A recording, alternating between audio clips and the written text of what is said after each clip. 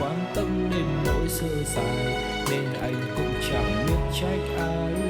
Nhường đi hai phần xuống vai, anh không chọn bầu trời tê tái, đành phải mà lối tiếc bước em đi mong được hòa giải.